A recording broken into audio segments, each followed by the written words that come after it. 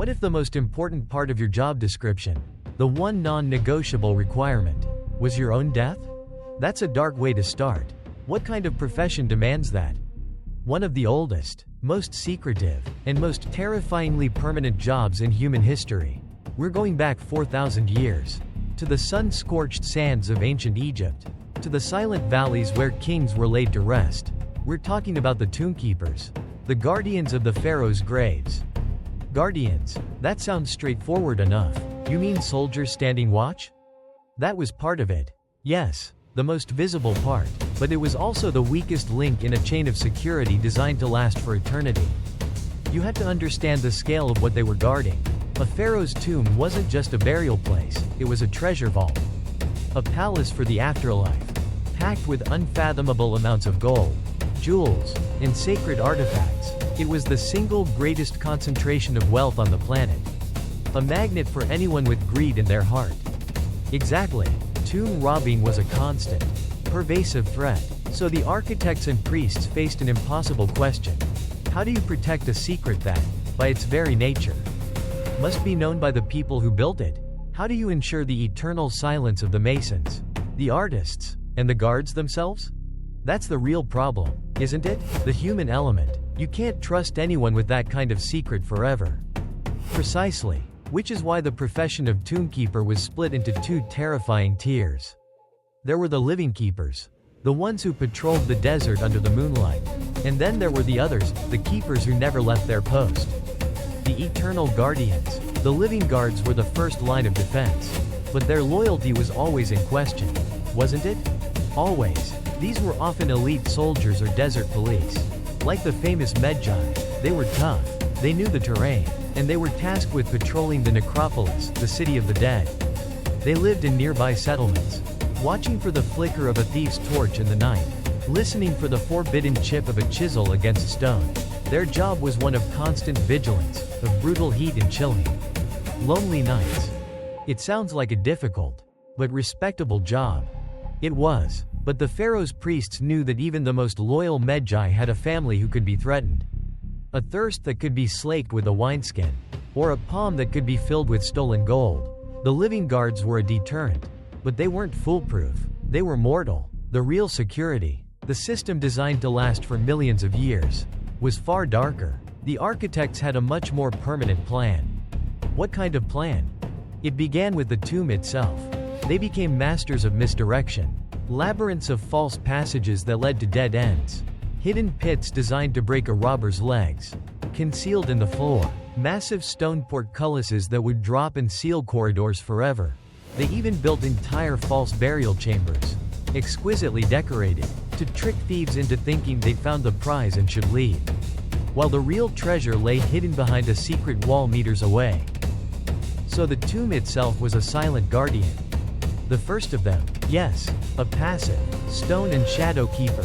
But even the cleverest traps can be mapped and bypassed by determined crews of robbers. And the architects, the foremen, the priests who performed the final rites, they knew the true map. They held the ultimate key. So a final, horrifying step was taken. What if the greatest trap wasn't made of stone, but of flesh and blood, of loyalty and sacrifice? What are you suggesting? I'm talking about the second tier of keepers. The eternal guardians. There is a persistent and chilling theory among some Egyptologists that the most crucial workers, those who knew the tomb's true layout, never walked out of it. Once the pharaoh's sarcophagus was in place and the treasures were arrayed around him, the final passageways were sealed, and the very men who had laid the last stone were sealed in along with them. You mean they were buried alive? It's a horrifying thought, but from their perspective, it may not have been seen as murder. It might have been considered the ultimate honor. They wouldn't just be dying, they would be consecrated, sent directly into the afterlife to continue their sacred duty. They would become the pharaoh's eternal bodyguards, his spectral court, ready to serve him and protect him from any who dared to disturb his slumber. It was the only way to guarantee their silence. It was the ultimate non-disclosure agreement. Was it an honor to be chosen, or the most terrifying fate imaginable? We can only speculate. The evidence is scarce, buried under millennia of sand and academic debate.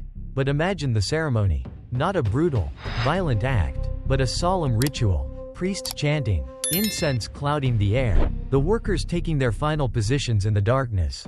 They weren't just being killed, they were being sent on a journey, entrusted with a duty that transcended life itself. Their silence wasn't an absence of sound, it was an active, holy presence in the tomb. I can't even begin to imagine the silence after that final stone was set. What were their last moments like? Did they feel peace, a sense of purpose? Or did the blackness and the suffocating air bring a final, agonizing wave of terror? We'll never know. But their story, their sacrifice, became the most powerful weapon in the tomb's arsenal. Because their fate gave birth to the one thing that could frighten a thief more than any physical trap: the curse. The curse of the Pharaohs. Exactly. It wasn't just ancient hocus pocus. It was a calculated form of psychological warfare. Stories would be deliberately spread. Whispers of how the tomb was not empty. How spectral guardians, loyal beyond death, walked the halls. How they would bring madness and death to any who disturbed their king. The hieroglyphs on the walls weren't just warnings, they were confirmations of the horror that awaited inside. So the whispers of vengeful spirits weren't just superstition? They were a deliberate deterrent, rooted in a terrifying truth? That's the theory. Every creak of stone, every gust of wind whistling through a crack, would become the footstep of a dead keeper. Every shadow would hold the form of a long-dead mason. It was brilliant. It transformed a static tomb into a living, breathing entity, a place that actively fought back against intruders not with mechanisms, but with pure, unadulterated fear. Is there any proof of this? Have archaeologists found evidence of these eternal keepers? The evidence is contentious. There have been discoveries of bodies in sealed-off corridors of pyramids and tombs, sometimes in small groups, with no obvious signs of a formal burial. Skeletons of workers found in shafts that were deliberately backfilled. Mainstream Egyptology is hesitant to call it conclusive proof of ritual sacrifice, suggesting accidents or other causes. But the stories have persisted for 4,000 years. But if there's no definitive proof, why does this story persist so strongly? Because it makes a terrifying kind of sense. It answers the fundamental question of how to keep the ultimate secret. And it speaks to a mindset so different from our own. A world where the afterlife was as real and as important as life itself. Now, try to put yourself in the sandals of a tomb robber. You've spent weeks planning, bribing a living guard, digging a tunnel in the dead of night. You finally break through a wall. You light your torch, and you step inside. The air is stale. It hasn't been breathed in millennia. You're navigating by a secret map you bought from a disgraced priest. You bypass a pit trap. You crawl through a narrow passage. All the while, you're not just thinking about the Magi patrols outside. You're thinking about the stories. You're thinking about the men who built this place. Are they here with you? Is that sound just falling sand? Or is it a whisper? Did any of them ever encounter something they couldn't explain? There are countless tales, though most are impossible to verify. Accounts from antiquity of robbers who fled tombs screaming, driven mad by what they claimed to have seen or heard. Of crews who went in, but only one man came out. His hair turned white, refusing to speak of what happened. Were they delusions brought on by fear and lack of oxygen? Or did they truly feel the presence of the tomb's eternal guardians? We'll never know. So what happened to this profession? Both the living and the dead. Why aren't there still tomb keepers? Empires fall. Beliefs change. The practice of building colossal, obvious pyramids as burial markers eventually proved to be a failure. They were giant advertisements for thieves. So the pharaohs of the New Kingdom shifted their strategy. They began to hide their tombs in a remote, desolate canyon, the Valley of the Kings. The focus shifted from overt, active guarding to absolute secrecy of location. Only a trusted few knew where the tomb was. And that secret was guarded more closely than the tomb itself. The profession became obsolete. The living guards, the Magi, were still needed to patrol the valley. But the idea of sealing people inside to act as eternal guardians seems to have faded, replaced by more complex magical and architectural protections. The job of the tombkeeper, at least in its most extreme and terrifying form, slowly vanished, buried by the very sands it was meant to watch over. So, even the most eternal-seeming jobs can simply fade away? Like all lost professions. But I find myself thinking about the psychology of the person who took that job. The Magi who stood watch night after night, knowing the terrifying legends of what lay beneath his feet. Or, even more profoundly, the mason who picked up his tools for the last time, knowing he was about to become a permanent part of his own creation. What kind of person would accept a job knowing it was a death sentence? It requires a level of faith and duty that is almost incomprehensible to the modern mind. A belief that your service continues after your heart stops beating. A loyalty to your king that is stronger than your own survival instinct. It's a mindset forged in a world where gods and the afterlife were undisputed facts. And eternity was something you could actively prepare for and serve in. It's strange to think that echoes of that duty still exist. They do. The job itself is gone. But the core principle, guarding a priceless secret, is timeless. Think of the soldiers who guard the tomb of the unknown soldier. A ceaseless, solemn vigil. Think of the intelligence agents who hold secrets that could topple nations.